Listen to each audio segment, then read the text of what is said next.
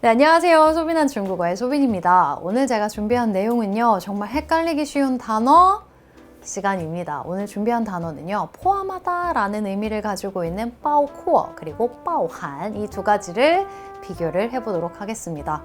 일단 이 두 가지 단어를요, 사전적인 의미로 찾으면 사실 품사도 같아요. 둘 다 동사거든요. 그리고 의미를 보자면 무엇을 포함하다 라는 의미를 가지고 있기 때문에 특히나 장문을 할 때 이 단어를 정말 많이 헷갈려 하시더라고요. 근데 사실 이 包括랑요, 包含 같은 경우는 이 단어는 이 짝꿍이랑 자주 만나는구나, 이 단어는 이 단어랑 자주 같이 쓰이는구나, 이렇게만 정리를 해두셔도 오히려 장문을 할 때 조금 더 수월하게 도움이 되지 않을까 싶습니다. 그래서 저희가 그 앞에서 단어들을 비교를 할 때는 보통 문장을 예시를 많이 들었는데요. 사실 包括 또는 包含 이 단어 두 가지는요, 문장의 예시보다는 包括는 이런 단어들과 함께 자주 쓰이는구나, 包含은 이런 단어들과 자주 쓰이는구나, 이렇게만 정리를 해두시면 될 것 같습니다.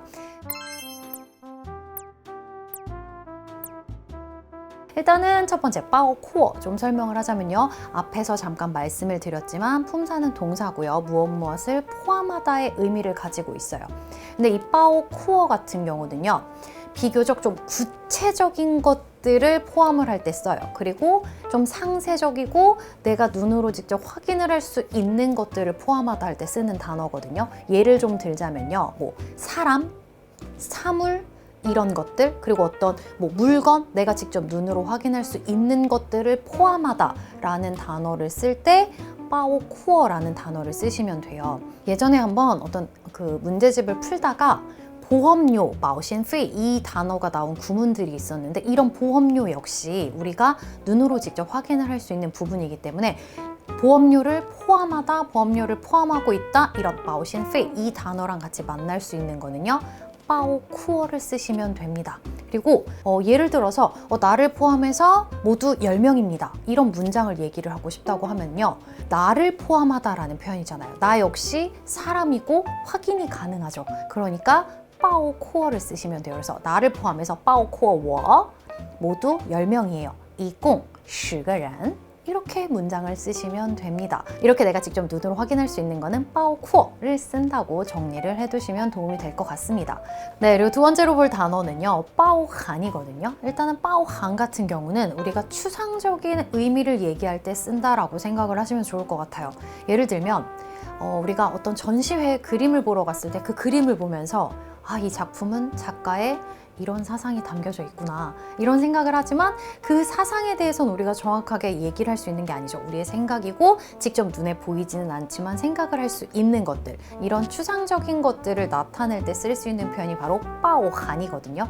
그래서 이 包含이라는 단어랑 자주 만날 수 있는 단어들은요, 思想, 생각, 그다음에 道理, 어떤 도리, 그리고 概念, 개념, 이런 부분에 대해서 우리가 눈으로 직접 확인을 할 수 없는 추상적인 내용을 담죠. 그래서 지금 제가 얘기한 思想 또는 道理 그리고 概念, 이 단어들과 자주 만나는 단어는 包含이구나 라는 단어를 기억을 해두시면 좋을 것 같습니다. 네, 그래서 예문을 보자면요, 이 작품에는 작가의 사상이 포함되어 있다, 포함되어 있다, 담겨져 있다, 이런 예문을 쓴다고 하면요, 这部作品包含了作家的思想 이런 표현을 쓸 때는 思想, 사상이라는 단어가 뒤에 있기 때문에 동사 구문에 만약에 괄호를 치고 여기 들어갈 동사를 찾으세요, 이런 문장이 나왔다면 당연히 고민 없이 包含이라는 단어를 선택을 하셔야 됩니다.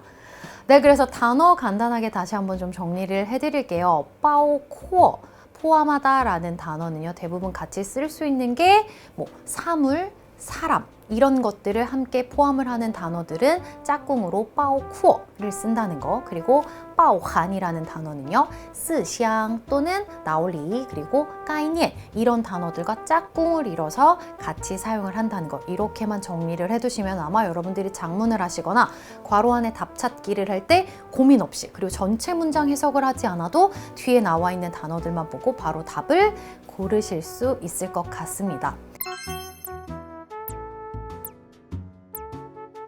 네, 안 그래도 3월부터 HSK가 이제 개편이 되면서 시험에 대해서 많이들 준비를 하시고 또 우리 항상 새해 버킷리스트로 올해는 외국어 하나쯤은 마스터를 해야겠다 하시다 보니까 시험 계획이 있으신 분들이 굉장히 많으시더라고요. 그래서 시험에서 항상 나오는 거죠, 여러분. 이렇게 동사 찾기 또는 들어갈 적당한 단어들 찾기 이런 문제들은 항상 나오는 거기 때문에 단어들, 짝꿍들 잘 정리를 해두시면은 시험 때 이런 부분 역시 실수하지 않으실 것 같습니다. 그래서 오늘 단어들 배운 거 한번 잘 정리를 해두셨으면 좋겠습니다.